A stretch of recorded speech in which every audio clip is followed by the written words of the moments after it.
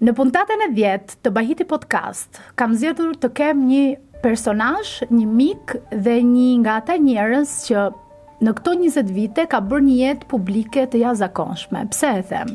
Ka rrugtuar në profesionin e tij si pedagog nëpër auditore. Avokat dhe gjithashtu një nga ata njerëz që kur unë t'ja them emrin, jam e bindur që shumica për jush e njohin, jo vetëm prej së largu, por e kanë dhe mik. E kam ftuar në Bahiti Podcast që ne bashkë sot të bëjmë një bisedë të ngrohtë për të njohur dhe ju Blendin, si e njeh familja dhe si e njohin miqtë e ngushtë. Blendi Himçi, mirë se erdhe në Bahiti Podcast. Anisa, të falenderoj shumë. Ndjehemi nderuar dhe i privilegjuar që jam në podcastin tënd të famshëm.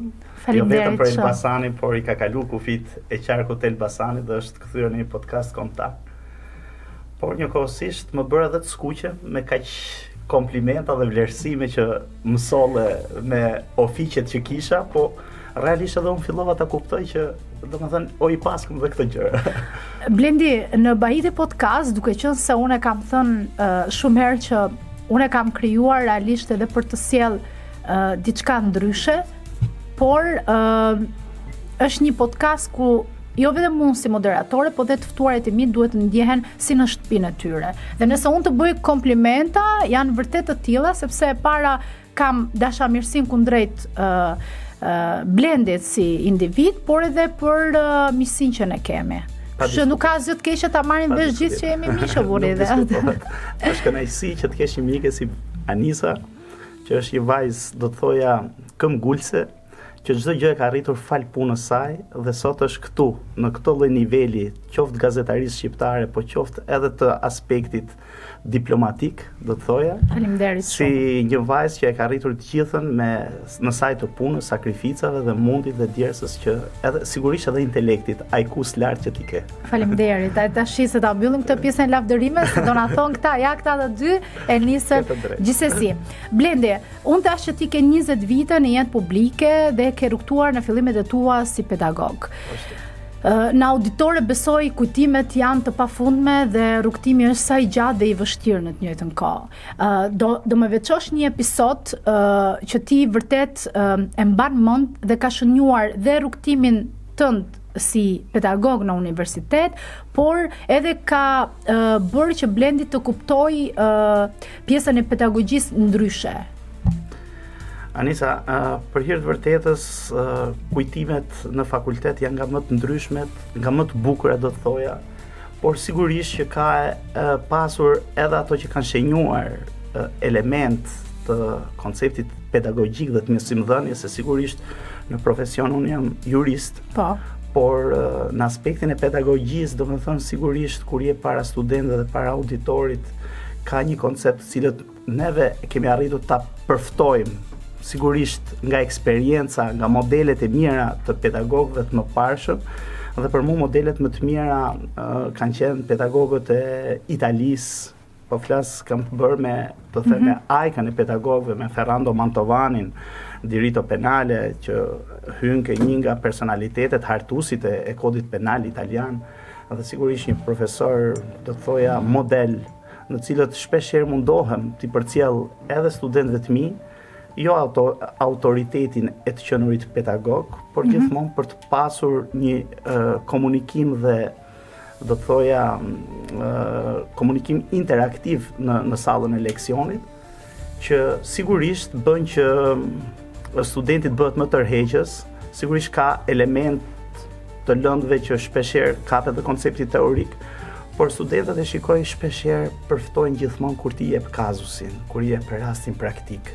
Kur dhe pikërisht i mbet në mendje më shumë rasti praktik se sa aspekti teorik kur ti e shpjegon, dhe besoj që kjo lloj ndërlidhje e praktikës që shpeshherë më ka ndihmuar edhe nga aspekti profesionit që ushtroj si avokat, edhe modeleve dhe kazuseve që i sjell studentit, bëhet më atraktiv dhe leksioni dhe shikoj për shembull që gjithmonë sallat kur më ndjekin pavarësisht se leksioni është fakultativ, është gjithmonë plot dhe me kërshëri ku asnjë nga studentët nuk më arrin të bëj zhurmë, jo për shkak të autoritetit, se unë jam natyrë çik do thoya sportive, nuk i krijoj atë tendencën. Po, atë do pyesja, si ka qenë, domethënë, ose si është marrëdhënia e Blendit me studentët? A je ti tipik ai pedagogu që studentët e para njëherë e kanë edhe frikë, por e dyta edhe me zor i shkojnë, se tani ne kemi qenë student vetë dhe ka pas plot pedagog për të cilët nuk të bëhej që të shkojë ta ndiqe lëndën, vetëm për shkak se pedagogu nuk t'jepte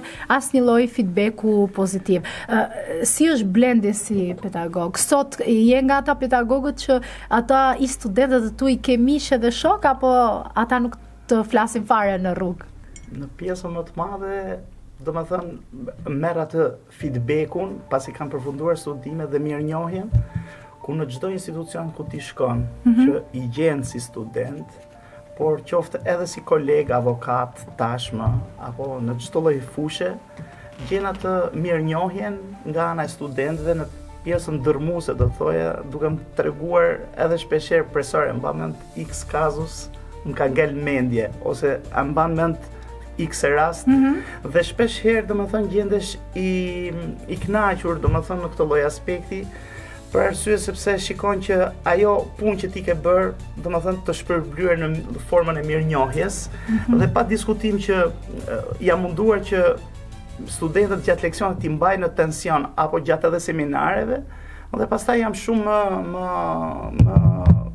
fleksibël, do të thoya, në vlerësimin që bëj studentët, sepse pretendoj që edhe vjushmëria që ka patur, edhe mënyra se si e ka përftuar, mjafton që të më japi idenë që pavarësisht gjuhës apo terminologjisë juridike që studenti shpeshherë është çike vështirë ta përftoj brenda një semestri apo gjatë gjithë një viti akademik, por besoj që këtë e kap në rastin, do thoya, edhe të praktikës edhe eksperiencës që do vi më pas, por e rëndësishme është që konceptet i kanë të qarta. Ka ndryshuar marrëdhënia, besoj, e mësuesve dhe nxënësve, po e përdor si term, që nga koha kur ti vet mund të kesh qenë student, edhe sot që flasim. Si ka ndryshuar? Më jep një shembull. Pyetje me vend, Anis. Unë jam mundu të përmirësoj veten në pjesën e pedagogjisë dhe të mësimdhënies. Çfarë shikoj sot në krahasim me brezin ton? Njerëzit kërkojnë më shumë, është çështje edhe të rive, i duan më esenciale, i duan smart, domethënë kur ti e shikoj edhe në Facebook, kur parashtroj diçka në një lloj problematike aktuale, politike apo çdo gjë që mund të jetë, kur ti e shkruan gjatë, merr shumë pak like. Kur ti shkruan 2 fjali, të gjithë mund e perceptojnë atë dhe e marrin konkretisht. Dhe këto jam munduar që edhe gjatë leksioneve t'i përmirësoj duke ia dhënë esenciale, domethënë për mos me lë studentin me faqe voluminoze, sigurisht mund të ketë aspekte të formimit të tij, të cilët ai do i lexojë edhe në libër, por ideja është që gjatë leksionit t'i mbesi në kokë gjërat konkrete, gjërat esenciale.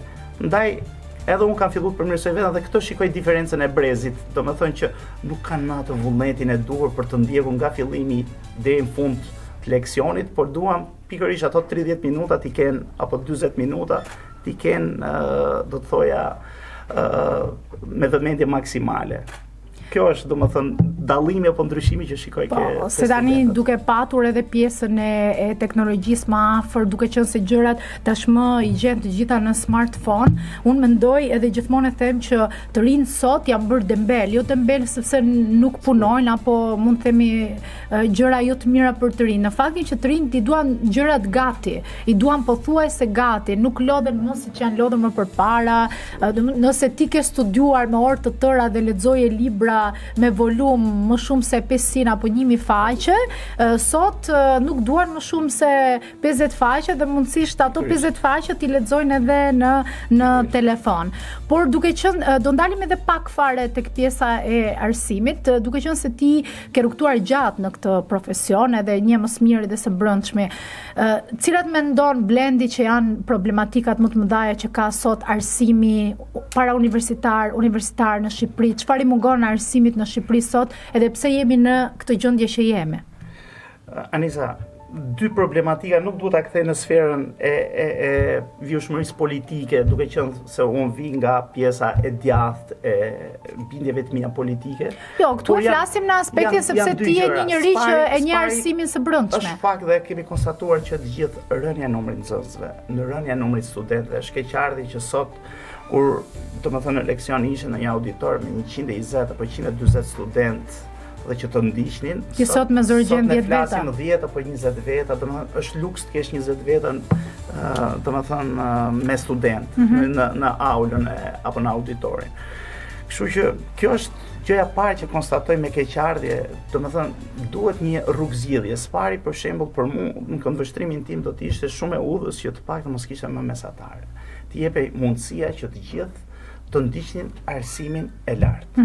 Ka elemente të tjerë të cilët mund të vendosin standarde që domethënë duke menduar që një student i pesës në gjimnaz si mund të marrojë një shkollë të lartë. Po, atë do thoja, plus fakti që mund zgjedhin dhe shkolla profesionale që japin një profesion për të ardhmen. Është zgjedhja e gjithë secilit, por historia është që mund të kemi filtra nga më të ndryshmit. Filtrat mund të vinë gjatë pjesës studimit, filtrat në marrjen e licencës profesionale, të cilët mund të ishin elementë të cilët mund ta penalizonin, por jo të hiqnin mundësinë e të studiuarit me një diplomë të shkollave të larta apo të universiteteve. Kjo është momenti i parë. Momenti i dytë, ajo që shikoj, domethënë shqetësues në këto 30 vite rrugtim të demokracisë, vazhdojmë të mbesim me mendsinë e shkollave ruse. Domethënë duke i mësuar studentët shumë teorik edhe shumë pak praktik. Ndërkohë që të paktën në modelet amerikane do të thoya që janë shumë të avantazhuara, janë në rankimin e universiteteve nga më të mirë dhe në majat e universiteteve botërore. Modeli është krejt ndryshe, 50% shkon teori dhe 50% praktik. Ndërkohë në çdo lëndë ne nuk e kemi këtë.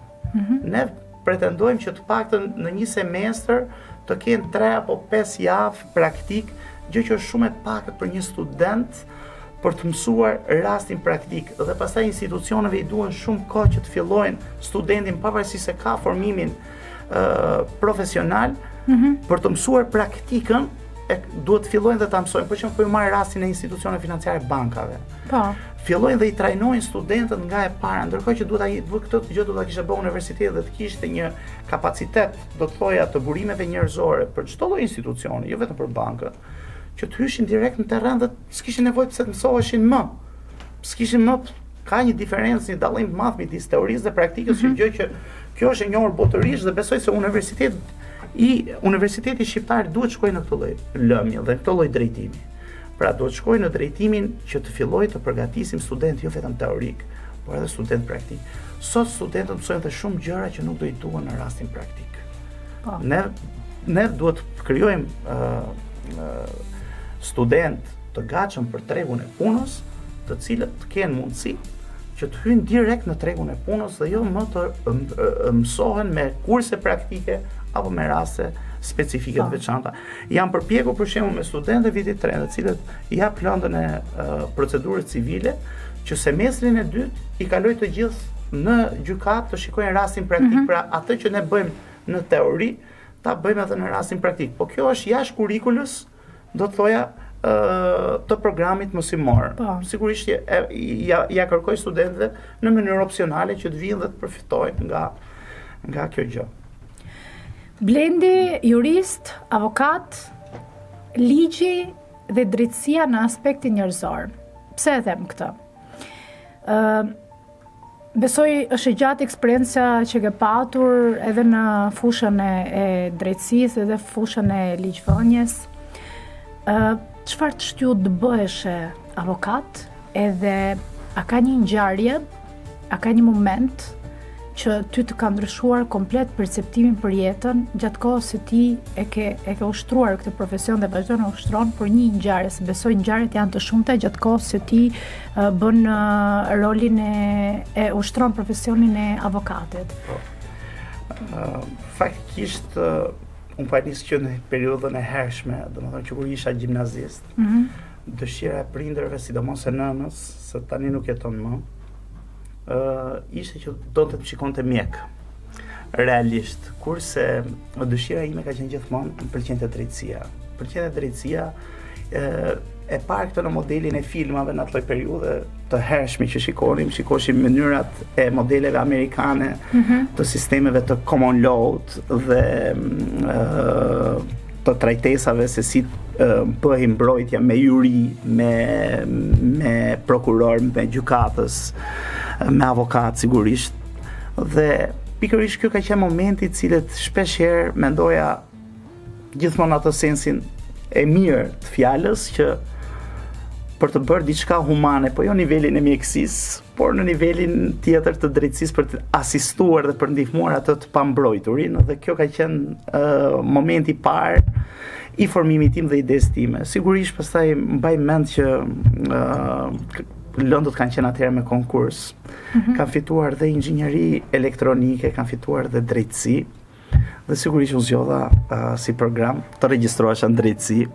Në dilema është një maturant, sigurisht, domethënë një periudhë 18 vjeçare të vendosi për të ardhmen e jetës vet, domethënë shpeshherë mund të jetë edhe situata konfonduese, mos më ketë zgjedhur rrugën e duhur. Ndërsa i ndjeri i mat më thoshte vetëm diçka: zgjidh një profesion që ta bësh me pasion.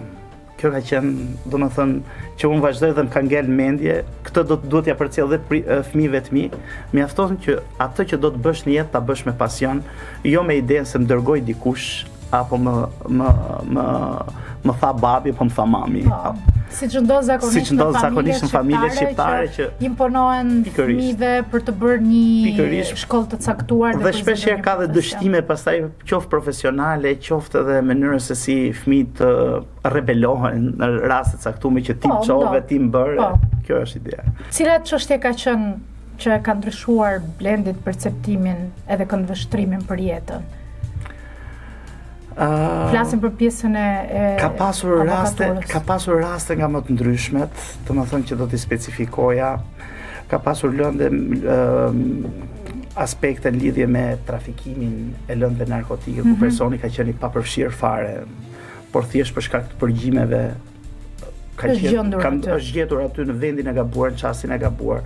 Kemi arritur ta nxjerrim të pafajshëm personin, por që sigurisht te ai ka lënë gjurmë të jashtëzakonshme në shkatrimin e jetës së tij, për sa i përket pjesës vuajtjes së periudhës para burgimit, për një periudhë 6 mujore, të cilët nuk është e pak dhe realisht ai ka bërë padrejtësisht. Ka situata të tjera të cilët kanë qenë edhe aspekte të tilla, domethënë të kualifikimit të veprave penale, midis vrasjes në rrethana cilësuese ka qenë një kauzë, një rast tjetër dhe rasti të vrasjes në kapërcimin e mbrojtjes nevojshme. Edhe ky ka qenë një rast që mu ka shenjuar, do të thoja, momente të cilat në vetvete kanë qenë nga mbrojtjet më të bukura të mijat. Domethënë dhe shpeshherë, domethënë e kam qytur si arritjet time profesionale dhe që kanë lënë gjurmë tek mu, do të thoja në aspektin e mbrojtjes. Si jurist, po edhe si avokat. Dhe sigurisht pastaj pjesa më e bukur vjen mbrapa, pjesa e mirënjohjes, jo vetëm nga personi viktima, por edhe nga familjarët. Pikërisht marketingu i mirë që të bëjnë ato pastaj që dëgjoj, kemi një avokat zotin, ka zgjidhur të X çështje të gjitha me radhë dhe pastaj ti vjen dhe kënaqesh kur dikush i të vjen me referencë dhe ka mbetur i kënaqur nga puna. A ka pasur një moment ku ndjenja e drejtësisë është përplasur me ligjin dhe si e ke përballuar ti këtë gjë? Se besoj ka patur raste shumë. Kur kemi qenë student, për qenë vërtetës, ne kemi bërë filozofinë e së drejtës, dhe shpesh janë shkollat të ndryshme, domethënë midis lufta midis moralit dhe ligjit, moralit dhe drejtës. Pra, shpeshherë a duhet jetë ligji në të njëjtin vektor me moralin, në parim por ka dhe raste në të cilat ligji apo ka përplasje midis ligjit dhe moralit. Kjo pastaj vjen në situata në të cilat shkolla të ndryshme të filozofisë së drejtës kanë sjell aspekte të caktuara dhe këndvështrime të ndryshme nga filozofë të shquar, Kelsen, Hegel, por ajo që kam vënë re, domethënë në pjesën më të madhe, është situata të cilat realisht ka pasur edhe përplasje të paktën dhunës së familje. Është një plagë e madhe për shoqërinë shqiptare, do thoja, e përhapur shumë, në të cilët dhuna familje nuk mund të vi vetëm si rrjedhojë e rritjes së intensitetit të shkallës dënimit. Për mua duhet të kultivohet mënyra e edukimit shoqërisë, që dhuna nuk duhet të jetë e pranishme në shoqëri.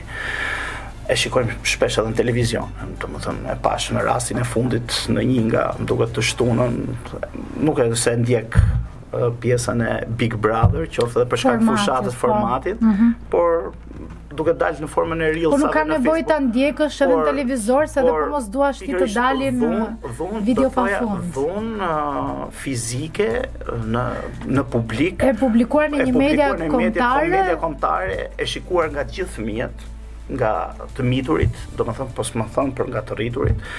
Dhe sigurisht pastaj për mos harruar, domethënë që kjo ndodh në një pjesë të konsiderueshme të familjeve shqiptare.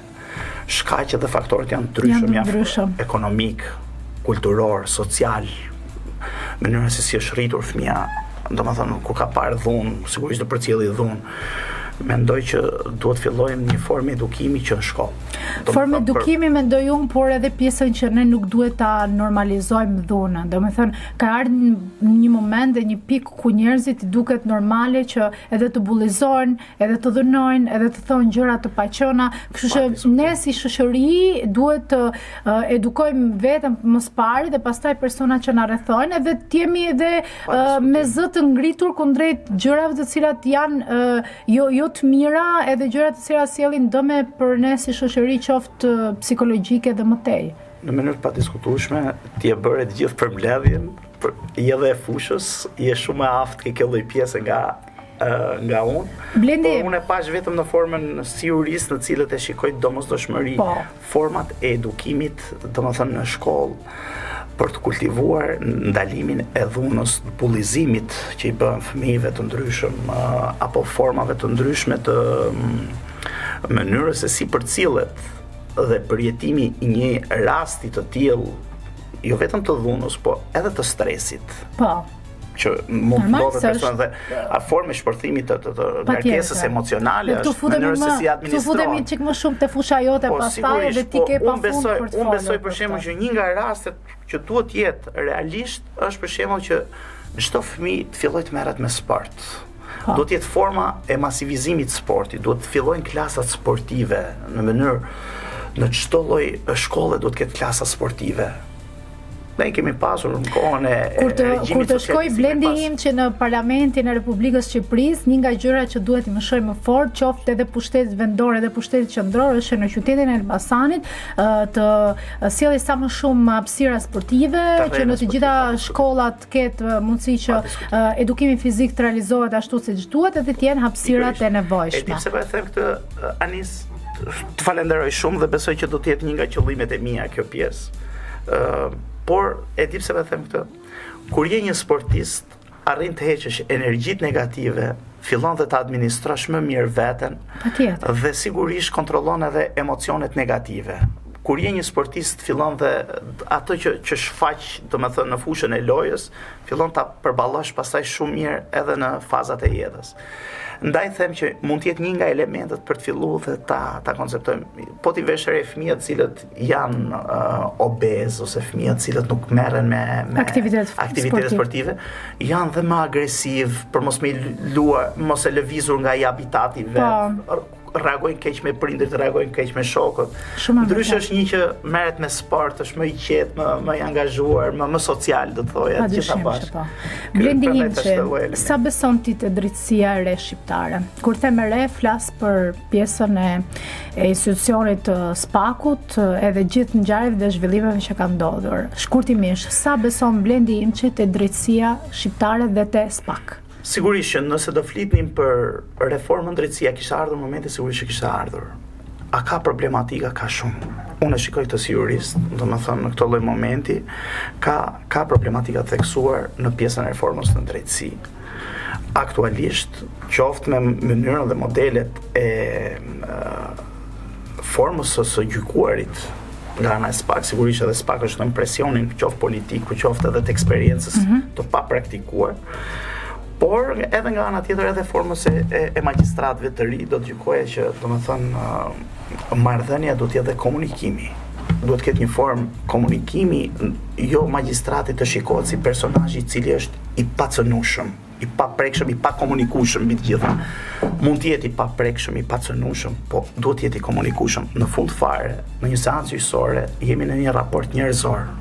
Po vem në diskutim fajsin ose pa fajsin, pretendimin nëse ka të drejtë në një çështje civile ose nuk ka një të drejtë në çështje civile, por ka dhe një marrëdhënie, do të thoja midis gjyqtarit dhe avokatit, gjyqtarit dhe prokurorit, avokatit dhe prokurorit. Pra do të jemi në një lloj marrëdhënie dhe njerëzore, do të thoja, në komunikimin që jo çdo gjë mund të bëhet në forma shkresore. Që është një nga pengesat dhe burokracitë më të mëdha, ku ti mund ta marrësh përgjigjen edhe në mënyrë verbale, shumë të mirë, shumë të shpejt, do të thoja, midis njëri tjetrit, nëse do kishte një marrëdhënie me komunikimi më smart, jo për të cënuar pikërisht integritetin e magjistratit, gjyqtarit apo të prokurorit, apo për të cënuar akoma më tutje pastaj ndikimi që mund të bësh te gjyqtari për prokurori, por e kanë fjalën në pjesën e konceptit të një marrëdhënie e cila duhet të jetë korrekte, etike dhe ligjore, të cilët shpeshherë në disa magjistratë të rinj në eksperiencë apo në shikoj mungesë totale etike.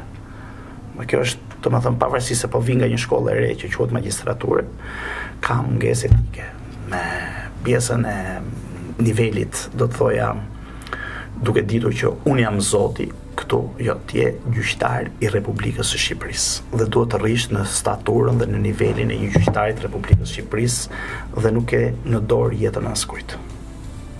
Kjo është koncepti që kam unë lidhje që duhet përmirësohet akoma lidhje me pushtetin gjyqësor, që besoj që ka akoma vend për të përmirësuar. Është një proces që ka nisur, por duhet përmirësohet akoma në instancat caktuara të niveleve gjyqësore. Blendi Imçi, kandidati për deputet i qarkut Elbasanit, mund të themi deputeti se ti edhe në listë sigurt, edhe besoj do jesh përfaqësuesi i Elbasanit në parlament. Çfarë do thot politike shëndetshme për Blendin? Mendon se sot Shqipëria është duke kaluar një fazë të një politike të shëndetshme, apo ne jemi në një politikë jo të shëndetshme? Ne po shkojmë drejt autokracisë. Kjo është keqardhja më e madhe që unë shikoj. Domethënë, njerëzit duhet të fillojnë dhe të mendojnë lidhje me programet, me ato që i ofrohet individëve, duhet të lejmë pasionet politike, duhet të lejmë pasionet dhe tifozerit. Do të ndërpres diçka këtu, e di pse më nxitë kur the programet politike. Dhe duke qenë se ne po bëjmë një bisedë të sinqertë dhe dua që gjithë ata që na dëgjojnë nëpërmjet Baiti Podcast, vërtet ta kuptojnë edhe Blendin si një profesor, si një jurist, si një avokat, po edhe Blendin si një politikan gjithë këto vite. Sa i lexojnë njerëzit programet politike dhe kur bëhet fushat elektorale, a vërtet ka programe politike reale që partia X apo Y shkone dhe ja paraqet njerëzve që shikoj, më votoni mua sepse programi im ka 1 2 3 4 5 pika që ju do t'ja u bëj jetën më të mirë në të ardhmen dhe do t'ju ndryshoj këto 4-5 gjëra. A ka vërtet programe politike reale apo ka vetëm kështu show në tërësi? Shiko, faktikisht po e flas për partinë që u përfaqësoj, Partinë Demokratike, Aleanca për Shqipërinë Madhështore. Faktikisht ne kemi sjell një program qytetarëve, i cili është bërë me ekspertizë e partisë më të madhe qeverisë gjermane, CDU. Dhe normalisht nuk është një program i pambështetur se ku do gjenden lekët, sigurisht është një program i cili është i bazuar mbi bazën e konceptit të ardhurave në nivel shqiptar, financiar, por njëkohësisht edhe mbi bazën e shpenzimeve dhe investimeve që do të marrë Shqipëria gjatë 4 vitet të ardhshme, nëse ne do të jemi në pushtet. Dhe është një program I cili faktikisht prek shtresat në nevojë, të cilët janë rritur, shtresat marginale janë rritur shumë gjatë këtyre 12 vjetë qeverisjes Partisë Socialiste. Çfarë kemi vendosur? Kemi përcaktuar minimumin jetik së pari. Minimumi jetik është vendosur 200 euro. Dhe nisur nga kjo, 200 euro do të jetë ndihma ekonomike, 200 euro do të jetë pensioni minimalist. Minimalist do të thojë sepse sot në fshat ne konstatojmë që është 80 euro deri në 120 euro pensioni një fshati.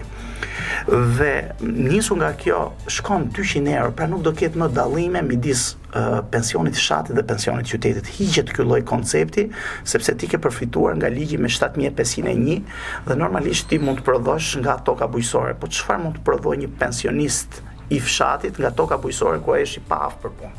Dhe ky ka qenë koncepti I parë në Partinë Demokratike që së pari duhet të ketë një barazi midis pensioneve të fshatit dhe pensioneve të qytetit.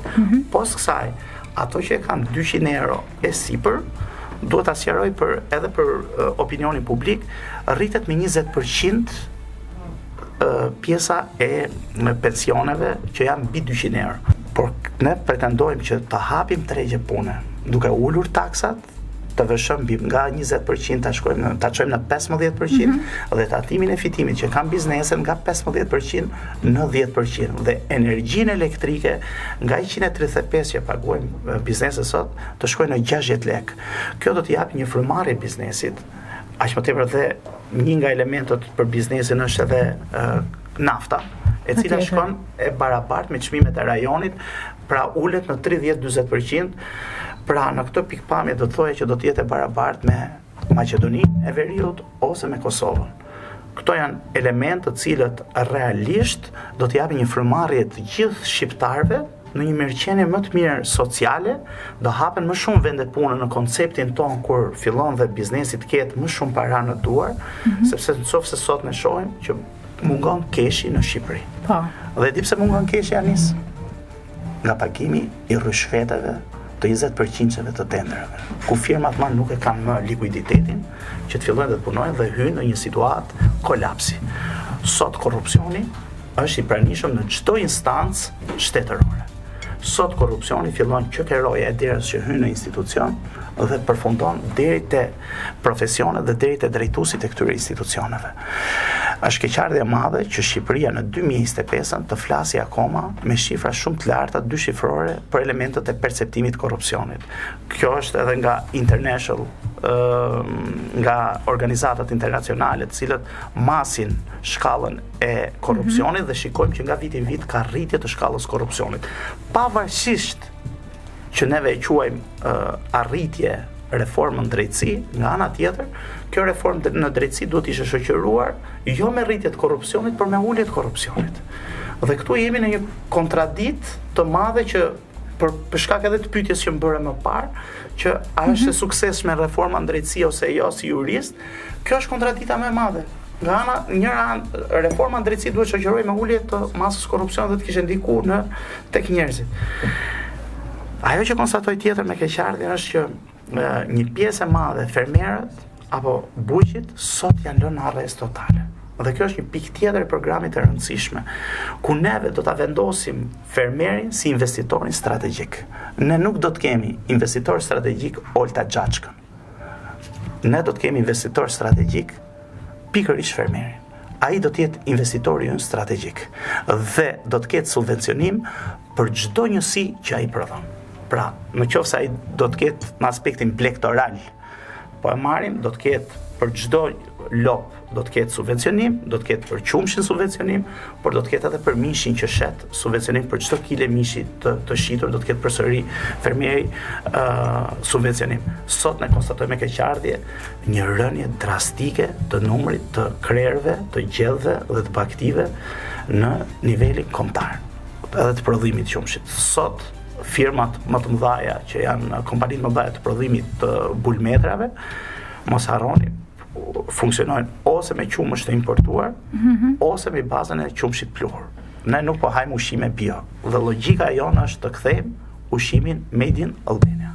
Ka shumë pika tjera të programit, unë nuk do të ndalem dhe të bëhem I mërzitshëm edhe për opinionin publik, se ka një interes, por di të vetëm kaq. pse duhet i drejtohemi, ashtu siç ma bët dhe ju pyetjen, pse duhet të besojmë ke programi? Në 2005-2013 Partia Demokratike e drejtuar nga Sali Berisha i premtoi arsimtarëve që do të dyfishonte rrogat. Dhe unë mbaj mend edhe vllajin tim dhe nënën time që pagat në atë lloj kohe kanë qenë 21.000 lekë të reja dhe 23.000 lekë të reja ka qenë për shkak vjetërsisë që kishte nëna në punë, kurse me mbarimin e mandatit të 2013-s pagat shkuan mbi 55.000 lekë të reja. Pra ishte një mbi dyfishim i pagës së mësuesit. Dhe ne garantojmë çdo mësues, e them këtu përballë jush, që paga minimale e një mësuesi fillon me 1.500 euro. Pra, t'i kthejmë dinjitetin mësuesit. Pra, nëse sot ai merr 70.000 lekë të reja, do të jetë 1,5 milion lekë të reja, të vjetra, më falni, paga e mësuesit, ose 150.000 të reja. Kjo do t'i japi një zhvillim dhe impakt qoftë edhe tregut punës mësuesit, që të bëhet i kërkueshëm mësuesi, por edhe në rritjen e profesionalizmit mësuesit, t'i kthejmë dinjitetin mësuesit. Çka kanë bërë këto në 12 vjet? Asgjë. Edhe atë pjesë që ndodh në inflacionin e lekut nuk është rritje e pagave, por është vetëm indeksim i pagave. Në këto 12 vjet, rilindja ka vendosur vetëm indeksimin e pagave. Blendi, do ndalem këtu të fjalia e fundit që sapo them. Çfarë kanë bërë këta 12 vjet? Këta thonë, pjesa tjetër thonë që kanë bërë shumë.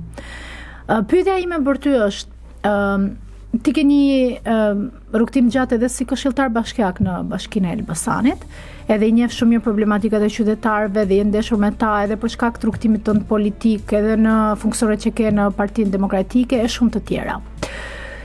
Jeton në këtë qytet, i di problematikat, i prek nga afër, por shet ndoshta edhe gjërat e mira që mund të kenë ndryshuar ndër vite. Pyetja ime është, çfarë mungon sipas teje dhe çfarë vërtet është përmirësuar dhe është rregulluar në qytetin e Elbasanit, apo s'është rregulluar asgjë?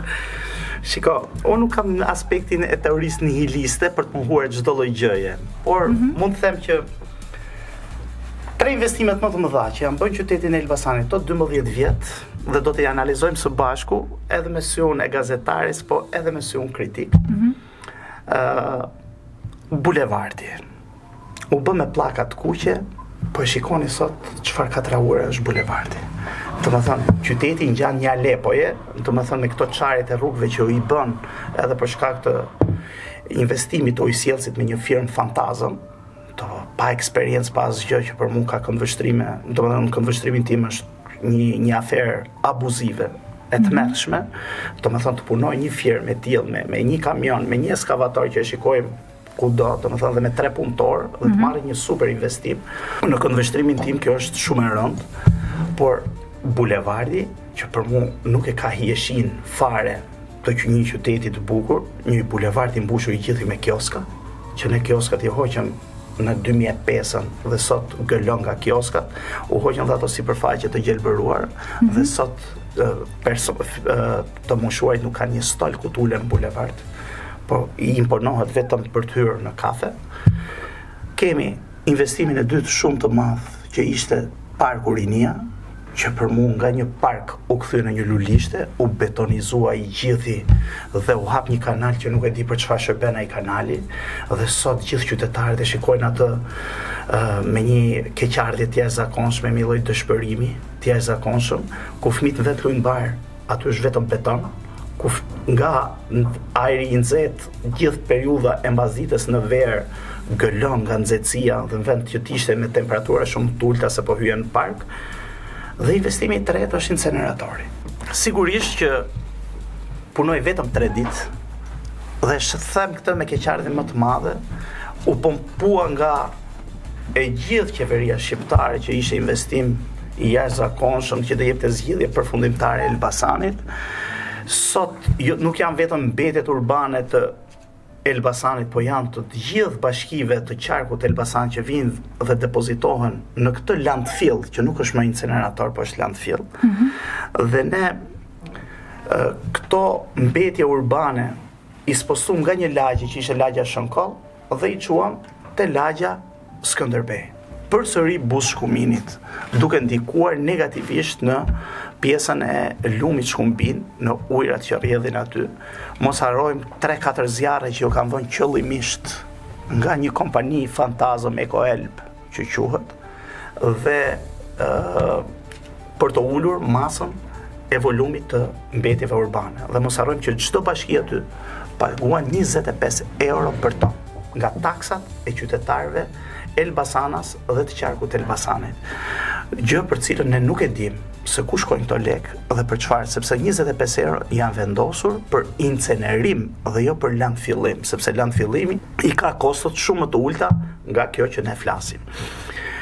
Ajo që doja të thoja është që investimi që pretendoi me shumë pompozitet qeveria shqiptare ishte një dështim total. Dhe çfarë mund të qëndroj sot një turist për parë plerat, për të parë parkun Rinia të betonuar, apo për të parë një bulevard me pllaka që nuk ka asnjë lloj hije dhe vetëm kioska i ofron qyteti i Elbasanit turistit. Një kala e cila prej 12 vitesh pretendoi që do bëjë një investim dhe erdhi kryeministri gjatë muajve të fundit dhe solli idenë e studimit urbanistik dhe rehabilitimit, rivitalizimit kalas, ndërkohë që rivitalizimi kalas është bërë që në kohën e qeverisjes së kryetarit të bashkisë Ardian Turku, në bashkëpunim me Institutin e Monumenteve të Kulturës, me Ministrinë e Kulturës asaj kohe dhe me Universitetin e Pizës, që bën në mënyrë të detajuar rehabilitimin dhe rivitalizimin e gjithë kalas, për ta kthyer në një atraksion për qytetarët dhe për turistët sigurisht. Ajo që konstatoj me keqardhje, ne kthehemi te pika zero dhe nuk ka guximin bashkia të marrë diçka, t'i heqi pluhurin dhe të fillojë të punojë mbi atë projekt. Ka dhe projekte të mira të cilat janë bërë më përpara. Historia e Shqipërisë nuk fillon nga viti zero që ka nisur para 12 vjetësh. Kemi bërë punë të mira, sigurisht kemi bërë dhe ca punë që na linin për dëshiruar dhe dolëm në opozitë për këtë lloj shkaku, dhe nisur nga kjo, nuk mund të themi që çdo gjë që është bërë më përpara, siç thot gjuha nihiliste e kryeministrit ton, që asgjë s'është bërë mirë, vetëm çdo gjë është bërë mirë në kohën e qeverisjes së Edi Ramës, ku konstatojmë që çdo gjë apo çdo pjesë që pretendojnë që është bërë mirë, ka përfunduar në burg, siç është rasti i inceneratorit të Elbasanit, siç është rasti i koncesioneve të ndryshme, të sterilizimit të gjitha që janë pompuar nga kryeministri si arritje dhe në fund fare janë provuar nga SPAK-u dhe nga GKO-ja me shpalljen fajtor të ministrave të Edi Ramës.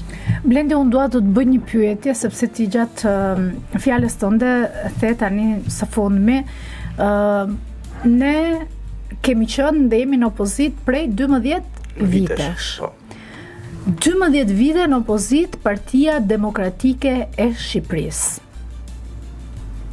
Duat më thuash, gjatë këtij rrugtimi, 12 vjeçar opozitar flas, sa veta, sa persona brenda partisë i mbijetojnë opozitës, edhe si e sheh Blendi Partinë Demokratike Shqiptare sot? Ka diçka të cilën ti doje ta kishe si kritik për Partinë Demokratike dhe diçka që vërtet ja atribon Partisë Demokratike për qëndresën apo gjithë të 12 vite opozit që ju e keni patur edhe një luftë me pjesën e qeverisë, por edhe me gjithë gjërat që keni dalur edhe keni protestuar etj. Unë dua që Blendi të jeti sinqert në këtë rrëfim dhe të më thuash 12 vite opozit nuk i rezistojnë të tërë, edhe kjo dihet si funksionon politika, por sa ka ndryshuar Partia Demokratike në këto 12 vite opozit dhe a ka bërë një gabim Partia Demokratike që nuk e ka sjell dot në pushtet sot që flasim? Unë do ta nisja nga aspekti i pyetjes që më bëri që ai ka rezistuar ose jo situatës të një demokrati. Doja të thoja që Partia Demokratike është krijuar si një parti fryme e idealeve të dhjetorit të viteve 90 dhe sot për të ideologjisë. Nëse neve sot ka rezistuar shumë betejave, qoftë me kundërshtarët politik, me Partinë Socialiste, por edhe lufta e brendshme në këto 4 vitet e fundit, unë do të thoja me shumë sinqeritet që u mbajt nga njerëzit idealist, nga njerëzit e vendosur, demokrat, që parti nuk e kanë pa kurrë si një send për ta mjel, ndoshta janë ato persona të cilët s'kan përfituar, ndoshta edhe në formën, edhe kur ka qeverisur Partia Demokratike s'kan përfituar as edhe një lek, nuk kanë qenë të punësuar as edhe një herë. Dhe këto burra kanë mbajt Partinë Demokratike gjatë gjithë kohës opozitës, por edhe kur ajo ka qenë në pushtet. Dhe unë jam falenderues edhe mirënjohës këtyre burrave, të cilët i dhanë një impuls tjetëzakonshëm dhe kanë kthyer Partinë Demokratike sot pas 12 vitesh në një parti konkurruese, e cila pretendon të marrë pushtetin në 11 maj të 2025-s. Nisur nga pyetja që më the që a ka bërë gabime Partia Demokratike? Sigurisht që ka bërë gabime Partia Demokratike. Dhe kanë qenë disa gabime thelbësore. Spari, ajo që shikoj shqetësuese ka qenë mos pjesëmarrja në reformën territoriale në pjesën e komisioneve, të cilat Edi Rama e bëri si deshi vetë ndarjen e bashkive. Nuk ka koncept që bashkia Elbasan të jetë kaq e shtrirë me 12 njësi administrative qark, ku ti si bashki mas i është bërë edhe kjo të paktën kanë kaluar mbi 10 vjet për sa i përket pjesës e reformës territoriale, kuptojnë vetëm diçka. Bashkitë nuk i ofrojnë më shërbime qytetarëve të cilët jetojnë në zonat rurale. Dhe kjo është arsyeja pse nga zonat rurale janë braktisur dhe janë kthyer në qytet, po jetojnë me shtëpi qera. Vetëm për këtë lloj arsye, sepse nuk i ofron më bashkia asnjë lloj shërbimi. Në zonat e thella janë braktisur totalisht për shkak të çfarë? Të mungesës së ofrimit të shërbime nga ana e bashkisë. Dhe nuk ishte një reformë territoriale, po ishte një reformë politike, që duke futur dhe komuna shumë me bindje të majta ose që votonin me prirje të majta, që gjë bashkia e Elbasanit të fitohej lehtësisht kushdo që të ishte kandidati, por nga pjesa e mbështetjes që do kishin nga komunat e majta. Nisur nga kjo, unë shpreh keqardhjen si një nga gabimet që ka bërë Partia Demokratike në reformën territoriale. Një gabim i dytë ishte braktisja nga e parlamentit, edhe ky ka qenë një djegja mandateve, ka qenë një nga gabimet e Partisë Demokratike, djegja mandateve, të cilat në rast se do kishte qenë e pranishme, do të kishte bërë një opozitë shumë më të mirë në parlament, dhe së dyti nuk do kishte lejuar ndërhyrje në Kushtetutën e Shqipërisë që Edi Rama e bëri si deshi vetë Kushtetutën e Shqipërisë, qoftë me prishjen e koalicioneve apo gjithçka e tjetër, dhe për ta favorizuar vetëm për të qenë gjithkohon në drejtimin politik të Partisë Socialiste. E treta, që do të thojë gabimi i tretë i joni, është edhe braktisja e zgjedhjeve lokale. Dhe ky ishte një gabim i pafalshëm i yni, i cili realisht reflektoi më pas me zgjedhjet e 2021-shit, me rezultatin jo të mirë që morëm në zgjedhjet e 2021-shit. Besoj se këto kanë qenë 3 gabimet e Partisë Demokratike, të cilët edhe nga lideri ynë historik, Zoti Berisha, është pranuar si gabime të cilët Partia Demokratike i bëri gjatë rrugëtimit të saj në opozitë. Blendi, cili është një parim personal që Blendi nuk e shkel kurrë? Qoftë në pedagogji, qoftë në avokati, qoftë në politik, ka një parim personal që ti nuk e shkel kurrë? Ka disa parime që nuk i shkel. Unë ndoshta vi nga një familje intelektuale elbasanase, dhe sigurisht që jam rritur me frymën konservatore të një familje elbasanase, ku prindërit e mi më kanë mëkuar disa elementë të cilët shpeshherë më kanë vlet në jetë, do të thoja, dhe shpeshherë mundohem që t'ia përcjell dhe fëmijëve të mi. Ajo që është çështja e parimit të parë që të bardhës për mos me I thënë CES edhe CES-ës të bardhë për shkak një konjunkture politike. Kam thënë gjithmonë atë që kam menduar. Ndoshta rrugtimi im politik nuk ka qenë shumë I suksesshëm. Pavarësisht se tani ka ardhur momenti im, do të thoja pjekuria ime politike, por shpesh herë mund të ketë qenë edhe në të menduarit ndryshe. Kur një gjë nuk funksiononte, e kam thënë me bindje të plotë që një gjë nuk funksionon. Jo vetëm në aspektin politik, por edhe në aspektin profesional, por edhe në aspektin pedagogjik apo universitar. Kur ka ca gjëra që nuk shkojnë, dhe unë për këtë kam qenë në paqe me shpirtin tim, që kur e kam vënë kokën një sti, kam thënë jo, të paktën e kam thënë. Është realizu apo nuk është realizu, ky është një nga parimet e mia që unë nuk e shkel dot. Parimi I dytë është parimi I ndershmërisë, domethënë që gjithmonë kam qenë me parimin kërkujt mos me I fut dorën në xhep. Kjo me këtë edukat jam rritur në familje dhe me këtë edukat du t'ja përcjell edhe fëmijëve të mi. Dhe me këtë armë të fortë vi sot para publikut Elbasanas për të më votu me armën e ndershmërisë dhe duke parë përkundrejt kundërshtarëve politik që janë figura sinqerisht me shumë drejtësie për sa I përket elementeve në pozicione drejtuese që ato kanë patur dhe që nuk mund paraqiten qoftë me trupën, do të thoja, e kandidatëve për deputet Partisë Demokratike, që na bashkon vetëm një parim, parimi I ndershmërisë si kandidat, dhe besoj që këtë duhet të ketë votuesi si primare. Nëse duhet vazhdoj korrupsioni, le të votojnë Partinë Socialiste. Nëse ka ardhur momenti që gjërat të mos shkojnë ashtu siç duhet, por t'i kthehemi ndershmërisë, t'i kthehemi punës drejt, t'i kthehemi korrektësisë dhe që I dopti mos shkelet nga I forti, të votojnë Partinë.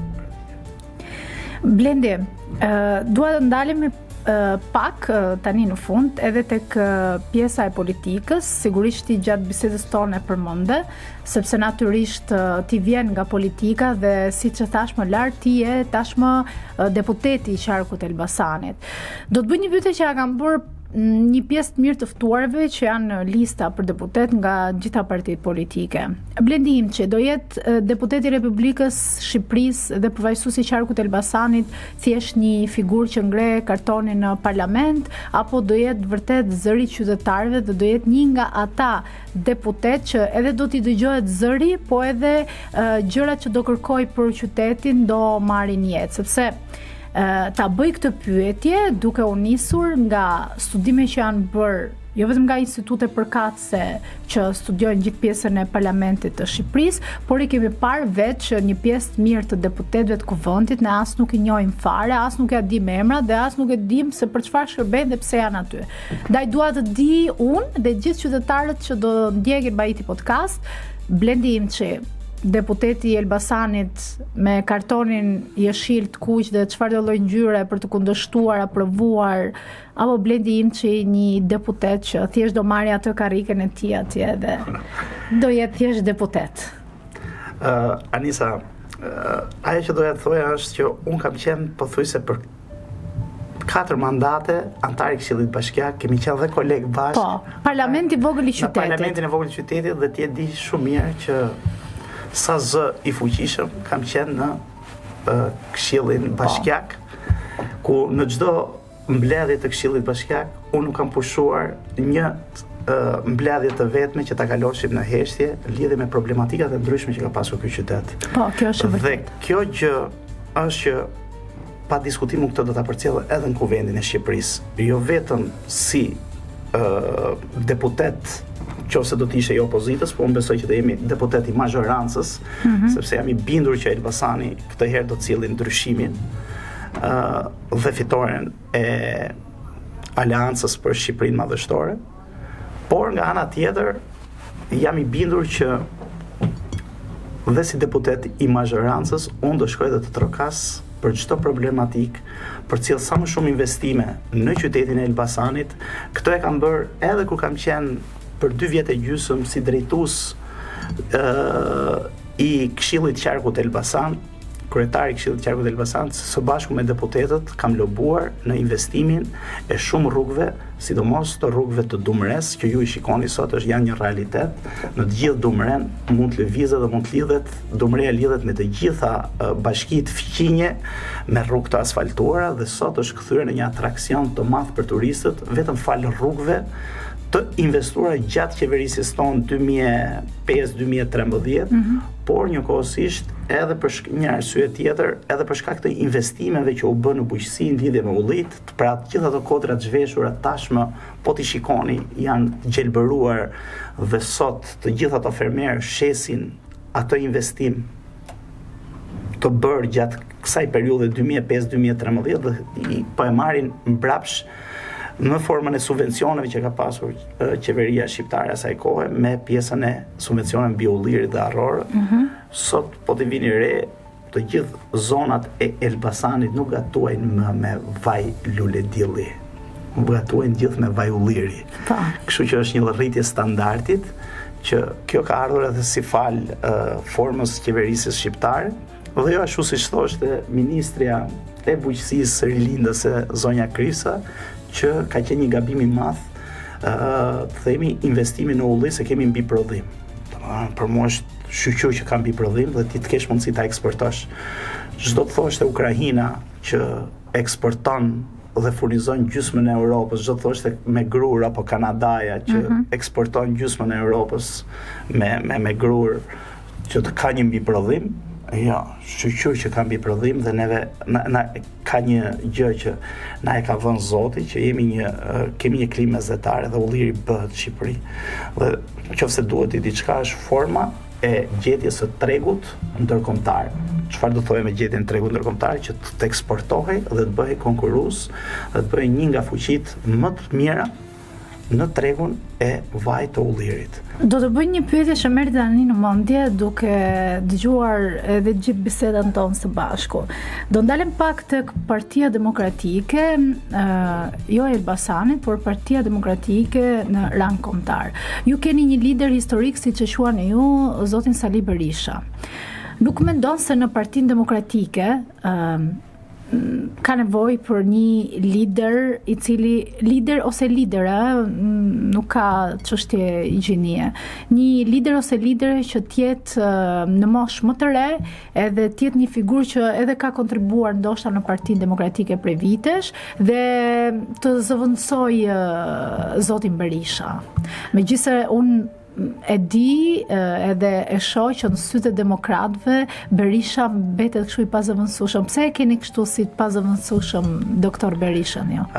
Shiko, s'pari unë doja të thoja diçka që në politik nuk ka moshë.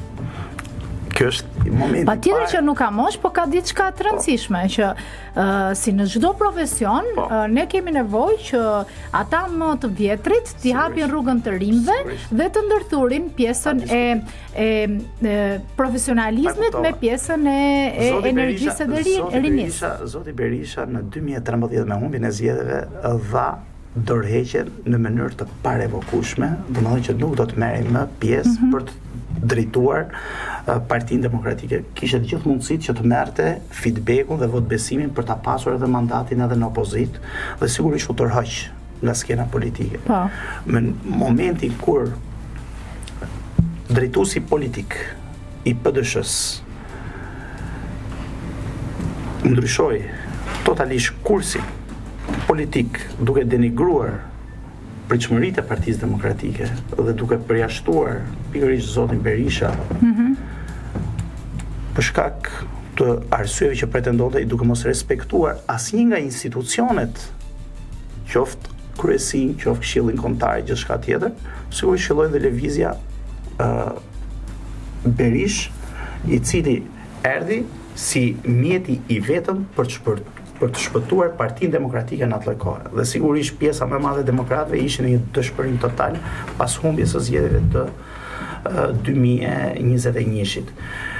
Nisu nga kjo, neve e pam zotin Berisha si momentin për të shpëtuar Partinë Demokratike nga ajo që I vardisej Partisë Demokratike, forma sorosiane për mënyrën se si po drejtohej Partia Demokratike dhe që po shkonte drejt shkatërimit dhe asgjësimit të forcës opozitare.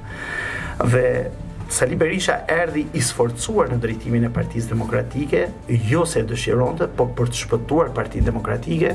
Sigurisht ishte ai që personi i cili kishte kontribut të jashtëzakonshëm në krijimin e kësaj partie dhe dhimbshuria ishte e jashtëzakonshme. Sali Berisha, shpëtimtari dhe lideri historik i Partisë Demokratike. Këtë ju a them me bindje më të plot, ndërsa për sa i përket pjesës viteve qeverisjes, nëse krahasojmë Berishën me Ramën, jemi në një situatë krejt ndryshe. Domethënë Sali Berisha ka qeverisur 92, 97, domethënë 96, themi 4 vite, se 97 nuk shkoj e plot që vetëm fillim, 92-96 për 4 vjet dhe 8 vjet të tjera që kanë qenë 2005-2013. Gjithsej janë 12 vjet që ka qeverisur Sali Berisha. Sa ka qeverisur Edi Rama? 12 vjet kryeministër, 12 vjet kryetar bashkie. 24 vite po e heq pjesën e drejtimit ministrisë. Domethënë nëse ka dy personazhe në këtë lloj publiku që ka i formë qeverisje, domethënë për të qeverisur shumë jetë gjatë Edi Rama dhe për më tepër që nuk ka as program politik në rastin e fundit, por vjen para qytetarëve, ashtu siç ardhi edhe 2021, këtë herë ka ardhur bufi Këneta bufi. Kjo nuk mund të vazhdojë më duke mos i ofruar asgjë qytetarëve. Qytetarët në këndvështrimin tim duhet t'i drejtohen programit dhe t'i besojnë programit. Ka ikur koha e emocioneve dhe tifozerisë politike. Po, që të qytetarët i besojnë programit, çfarëdo lloj programi, jo vetëm Partisë Demokratike, duhet që edhe programet të jenë besueshme, edhe ata që ofrojnë programet të jenë besueshëm, kështu që flasim për një pjesë të mirë të qytetarëve që kanë humbur besueshmërinë shumë të madhe tek politika. Berisha ka dhënë këtë lloj prove të paktën për pagat. Të paktën brenda 100 ditëve. Mund të ndodhi ndryshimi për mirëqenien sociale që e kemi quajtur paketa dhimbshurisë për familjet në nevojë, për pensionistët, për energjinë elektrike dhe kjo ndodh brenda 100 ditëve dhe për sa i përket pjesës së karburanteve. Blendi, pse mos e besojmë fare mirë, s'ka asgjë që t'i japim një mundësi. Domethënë për ndryshim se sa të vazhdojmë dhe të vegjetojmë në kënetën e Edi Ramës që 12 vjet nuk i bëri një të mirë këtij Elbasanit. Pse duhet qytetarët e Elbasanit të votojnë Partinë Demokratike, Aleancën Madhështore dhe pse duhet votojnë Blendi Himçin? Unë mendoj që qytetarët do shkojnë në 11 maj drejt kutive të votimit duke votuar Partinë Demokratike, duke i sjellë shpresën jo vetëm familjeve të tyre, po duke i sjellë shpresën e Elbasanit dhe duke i sjellë shpresën Shqipërisë për ta kthyer Shqipërinë madhështor, për ta kthyer Elbasanin madhështor, sepse ka përballë një grup kandidatësh për deputet dinjitoz, të ndershëm, të pakorruptuar, të cilët do të jenë zëri i tyre në parlament për t'i kthyer këto në investime dhe në mirëqenie sociale për gjithë elbasanllit e mi të dashur. Ju faleminderit. A do qëndroni kështu edhe nëse zgjidheni deputet? A mendon se do qëndrojnë deputetet kështu të ndershëm, të pakorruptuar, sepse koha ka treguar që të gjitha ata që marrin pushtetin, marrin postin, dhe sidomos kur pushteti është shumë afatgjat, pastaj i harrojnë fare këto gjërat që kanë lidhje me moralin edhe drejtësinë, dhe kemi parë që jo vetëm korruptohen, por kalojnë në deliret e tyre që harrojnë edhe në arrogancë, patjetër pushteti jep një lloj arrogancë, paktën kështu na e kanë vërtetuar këta ndër vite. Blendi Himçi do qëndrojë njëjti. Pa diskutim. Nuk po e them këtë për çështje, domethënë retorike politike ose për çështje, të themi, marketingu politik ose se të gjithë kështu shprehen. Po Blendi, ne këtu jemi, do të kërkojmë llogari prap, do të marrim prap edhe do të themi, shiko, ne kemi bërë një intervistë e kemi të regjistruar. Unë jam rritur në këtë qytet. Babai im ka vënë një gur në këtë qytet, gjyshi im ka vënë një gur në këtë qytet. Këtë dëshiroj të vë një gur në këtë qytet, për të lënë një emër të mirë në këtë qytet, për të ja përcjell pastaj edhe fëmijëve të mi, dhe për të pasur sigurisht marrëdhënie njerëzore me gjithë secilin, për ta parë njëri tjetrin në sy. Unë kam 20 vjetë në politikë dhe të gjithë i kam shikuar në sy dhe nuk besoj se kemi dëgjuar në i herë dikush që të më ke thënë gjysë fjale, qoftë për korrupsion, qoftë për mos mbajtje fjale. Sigurisht, atë që unë e kam thënë, e kam mbajtur në mënyrë të pa diskutueshme. Blendi, mbylljen dua ta bëj duke të dhënë mundësinë që ti t'i japësh një mesazh, ti sapo i dhe një mesazh qytetarëve pse duhet votojnë Partinë Demokratike, por unë dua të ndalem tek rinia sepse ti e di sa pikë dobët është rinia, jo vetëm për mua, por për gjithë ata që e shikojnë të gjithë atë karavanin e gjatë që kanë të rinj shqiptar sot edhe largimin masiv që ka rinia shqiptare nëpër Europë. Cili është mesazhi që do t'i japi Blendi Himçi të rinjve dhe trejave të qytetit e Elbasanit për t'i bindur ata që të shkojnë të votojnë në datën 11? Unë i bëj ftesë të gjithë të rive, të cilët janë forca dhe energjia e gjithë shoqërisë, të cilët besojnë ke ndryshimi, të cilët pas datës 11 maj do të kenë mundësinë që gjithë secili t'i drejtohet dhe të aplikojnë në universitete, të cilët gjatë gjithë kohës së universitetit do të kenë një bonus 200 euro çdo muaj për të përballuar shpenzimet e jetesës tyre, të cilët pas mbarimit dhe përfundimit të diplomës do të gjejnë një treg pune shumë të fuqishëm nga çka vënë rilindja për këto 12 vjet. Këto janë 3 arsyet të cilët duhet të qëndrojnë në Shqipëri, të besojnë ke ndryshimi, të besojnë ke ardhmja, të besojnë te Partia Demokratike, të besojnë dhe ke Blendi Himçi dhe këto ja garantoj. Blendi, ishte një kënaqësi të të kisha të ftuar në Bahiti Podcast. Faleminderit për bisedën e këndshme, për rrëfimin tënd të sinqert, që uroj të përcillet edhe te publiku që do na dëgjoj. Faleminderit shumë të gjithëve. Ishim me Blendi Himçin, deputetin e arshëm të Kuvendit të Shqipërisë, përfaqësuesin e qytetit të Elbasanit, djalin e Elbasanës, të rritur një familje me tradita të forta. Uroj që Blendi dhe shumë të tjerë të cilët do përfaqësojnë Elbasanin të jenë vërtet një zë i fuqishëm edhe real për të gjithë qytetarët. Shihemi në episodin e ardhshëm, deri atëherë, mirupafshim.